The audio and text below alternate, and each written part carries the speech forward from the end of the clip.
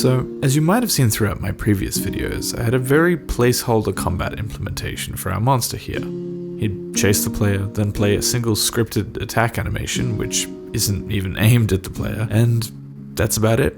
And after adding the GOP system last video and seeing the monster's improved decision making, transitioning to that same combat routine, it became pretty obvious what deserved my attention next.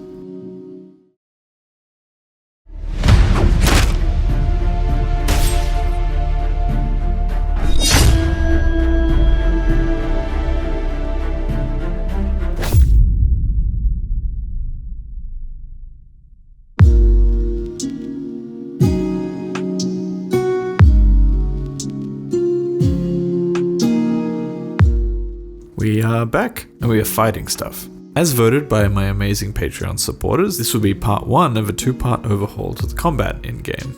Since this one was a short turnaround because of how the first videos lined up, I couldn't fit everything I wanted to in this video. But not to worry, there is more to come. And I'll get a nice juicy extra week to work on it this time, and all future videos moving forward. But what I have done so far I'm very excited about, so with that, let's dive in.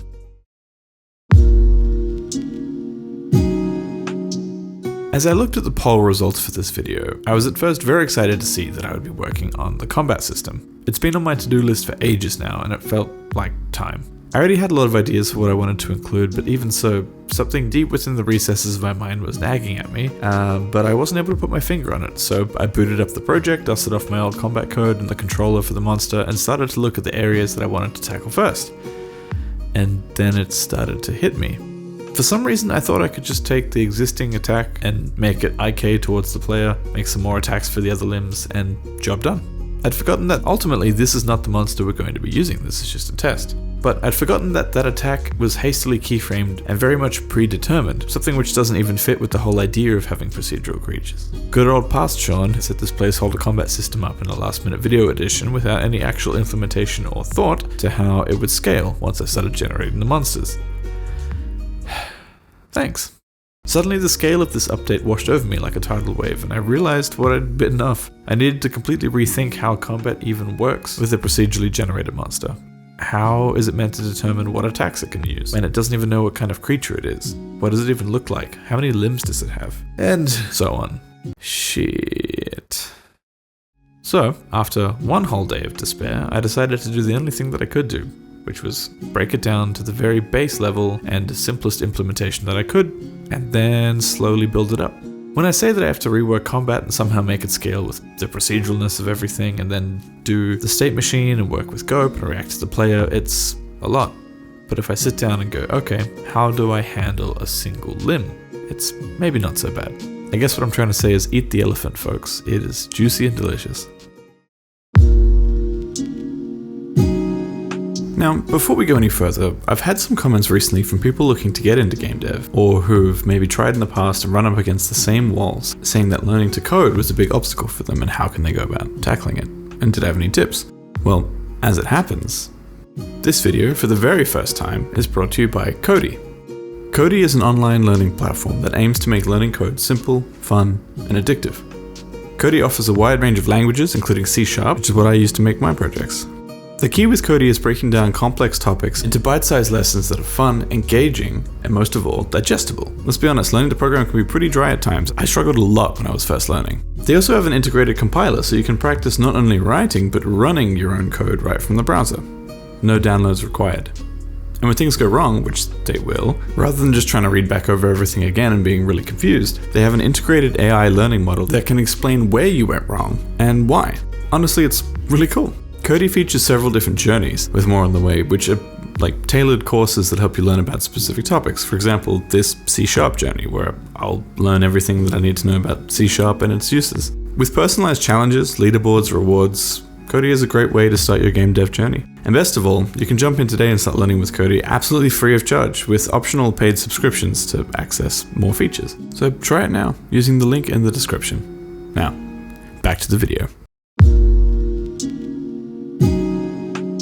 I decided the first thing I needed in order for this whole thing to work was a way for the monster to determine at runtime exactly what it's made of, what limbs, what body parts, and then from there decide what it can and can't do in combat. I had this idea of having each limb type and their variations act as modular puzzle pieces that hold information about the kind of limb that it is and what possible attacks it could perform just on its own. And each limb would receive its own orders about the kind of attack it's meant to perform, and then they would handle their own animations internally. Each limb or body part would be inherently agnostic of what the rest of the monster is doing or even what it's made up of, and just listen for instructions. So I created a limb controller, which each limb on the monster would carry regardless of the kind of monster that it was, and these controllers have references to the IK target of that specific limb. Remembering back to my first video on the procedural walk system, the feet walk by animating IK targets across the ground, so in theory I could perform attacks by doing much the same thing, and just manipulating the IK targets of the limbs to get all sorts of different actions and motions. To do that smoothly, I also referenced several graphs which would act as the ease in and ease out controllers for each state of the attack motion. From there I use coroutines to break down each action into stages. If we think of a punch, you have the drawback, the punch itself, and then the follow through. The first and last states are super important for creating momentum and realistic movement, and by having different graphs assigned to the motion, we could tweak the feel of these attacks, and also the speed, separately. Ultimately, the idea is to have these attack patterns stored on the limb controller as scriptable objects, so you can just drag and drop them to make different variations, but I haven't done that yet. But to test this initial implementation, I created a monster combat controller which at runtime searches through all of the limbs that we might have and sends them instructions and information about exactly what they should be targeting and what they should be doing, like the puppet master pulling the strings. For the first initial test, I disabled the GOP system of our monster, then manually assigned the player as the target in the combat controller and had the controller attack the player when I pressed a key. Super basic. And lo and behold, we kinda got something. What's great about this is because it's acting towards an IK target, the limb will reposition its wind up and follow through to aim at the player, wherever they might be. If we compare this to the original attack, which is just a forward attack, no matter what, it's already leagues better in many ways. So, basic procedural attack animations in the same way that we did the movement. In order to stop multiple limbs from striking out at the same time, I had the controller check whichever limb is closest to the player, so as we move around, the monster decides which of its limbs to attack with. So the limbs are winding and striking at the player to their heart's content, and that's all well and good, but it looks quite stiff and puppety. Can you see why? If we go back to our punch example, when you look at a boxer, a whole lot moves during a punch than just the arm that they're swinging with. It's much the same for a giant monster, I imagine.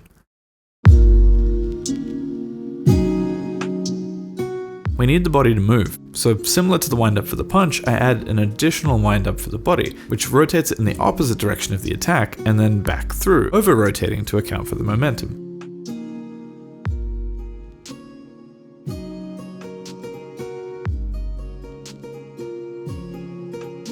Better. Not perfect, but better. We ideally would want movement of the body not just in rotation, but in translation, in distance, closing the gap during certain attacks. We'll be looking at that in part 2, but for now, I think the body rotation creates some nice anticipation. And again, it's all tweakable, or randomizable. Another reason it feels weird is because the monster isn't looking where it's attacking. It's not looking anywhere at all. Back in that first video about the monsters, I had some head tracking set up, but I ended up disabling it for testing and then promptly forgot that it existed, so let's turn it back on and have our monster look at the player as we approach. It always blows my mind how much head tracking is one of those super easy bang for your buck kind of implementations that adds a lot for very little effort. This is just using a multi-aim constraint from the animation rigging package on the neck bone. I barely need to do anything other than set some rotation limits and make sure we aren't snapping the monster's neck to look at the player. Although that might be cool in some situations. Note to self, create some kind of noodle neck monster. Sweet, now if we put that on all 4 limbs, we get some cool effects. Is that a glimmer of hope at the end of the tunnel? Maybe. Okay, so we have our limbs attacking, our body rotating, our head looking, so now we need a system to implement all of this, and to combine it with our GOP system. Previously, our GOP system's combat strategy was very simple and just played that one attack animation on repeat as long as the player was in range. Amazing. So, first I needed to get rid of that and replace it with some kind of state machine which gets the reins passed to it from the GOP system along with relevant information, and then in turn disables the GOP system so that we aren't trying to make different decisions during combat. The combat state machine will evaluate what happens during combat, and when certain conditions are met, it will hand the reins back to the GOP system and updates the beliefs that it has. Simple. So I whipped up a super basic state machine. I was considering just leaving all the logic in the controller, but I really like separating the states out into their own scripts, and leaving just the context to track the variables and handle transitions and delegating tasks to lower systems. Again, I touch on state machines in another video, but if you want, I was kind of thinking of making shorts that super quickly cover different topics like this in Unity, similar to maybe something like the lazy blender tutorials from Ian Hubert. Just really short snippets of information, how to do state machines, how to set up the animation rigs, that sort of stuff. Let me know what you think. Anyway, so a few states later and I've got the basis for my combat state machine. I threw a few states in that I knew I would want, like attack, retreat, idle, dodge, move, that sort of thing, and then started to populate them with logic. Firstly, I made the idle the default decision-making state where the monster will chill for a sec before deciding what to do next. I have a default think time which the monster waits before transitioning into whatever state it decided on. Side note, I'm looking to ultimately modify the decision time and other things like the chance to dodge and attack directly by the intelligence of the monster. The idea is that the intelligence of the creature will be displayed through reaction time, thought speed, and what kinds of decisions are available to the creature at any given time. So if you have two similar monsters, their difference in intelligence and personality will still create a different experience. But anyway, we'll use the defaults for now. Next, for the attack state, I had it simply call the attack function I made earlier in order to attack with whatever limb was closest. Dialing this in with limb ranges and other variables is still an ongoing process, but at least now we have the thought process and not just automatically attacking straight away. I've also modified the chance to attack directly by the aggression of the monster, again to further draw from their procedural nature to create diverse interactions.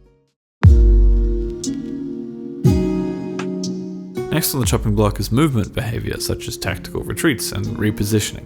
I want the monster to be able to do things like fall back after taking a big hit, before moving back in to continue the fight.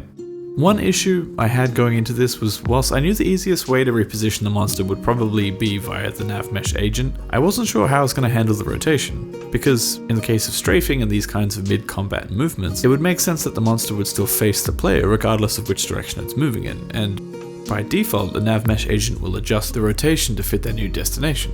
I figured this was going to be a pain, but I was absolutely shook to learn that you can literally just tell it to not use the rotation in its calculations, and it will still just move the agent, it just won't rotate it, which is very handy. But because of this, I still do need to handle rotation in some way, you can't just not rotate. And not just when retreating, I wanted the monster to rotate to face the player during combat, if not necessarily at all times. So adding this to the idle state seemed like a good place to start. That way the monster would rotate to face the player, look at the player, and come up with his next decision.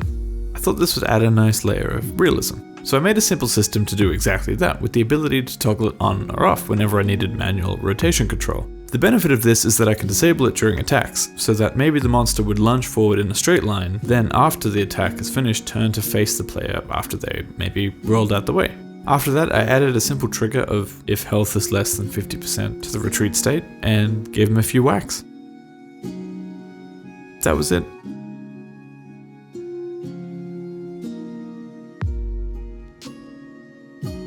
While I was at it, I also made a system that tries to keep a relative spacing between the monsters and their target, and to run that during the movement state. So if the player backs away, the monster will try to close the distance, or try to move backwards if the player gets too close. Now we're starting to get somewhere.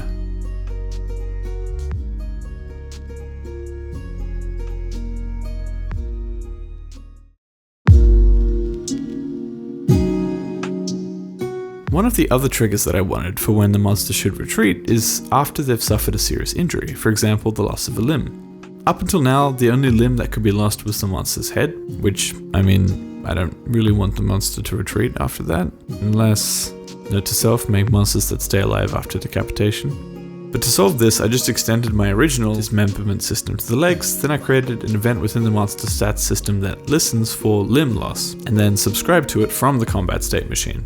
Again, with those shorts, I could make a little video on how events and subscribers work. And now when we lose a limb, we retreat from the player.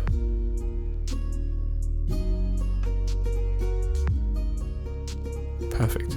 So now we have a monster that attacks with different limbs based on the player's location, tries to keep a relative distance to the player, looks at the player, rotates to face the player, and tries to get away after taking certain types of damage. I think this is looking pretty good. Each of these behaviors on their own are pretty simple to implement, but once they're layered together, you get some cool, kind of complex moments where the monster feels quite alive and responsive.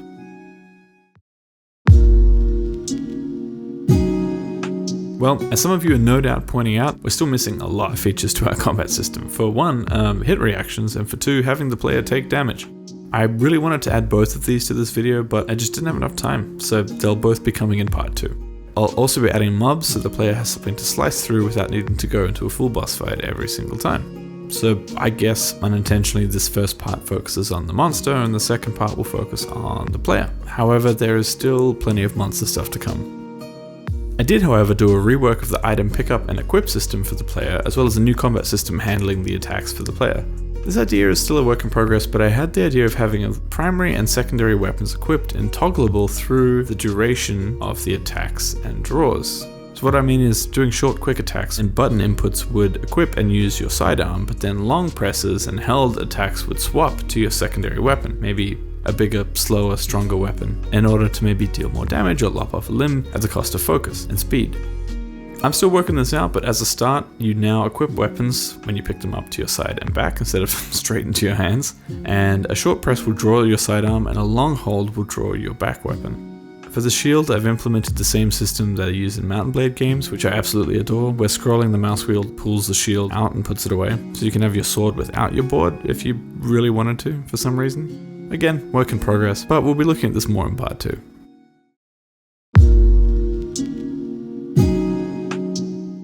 I really wanted to put more in this video, but I think splitting it into 2 parts will really let me polish up the combat to a level that I'm happy with, although I think it's already coming together quite nicely.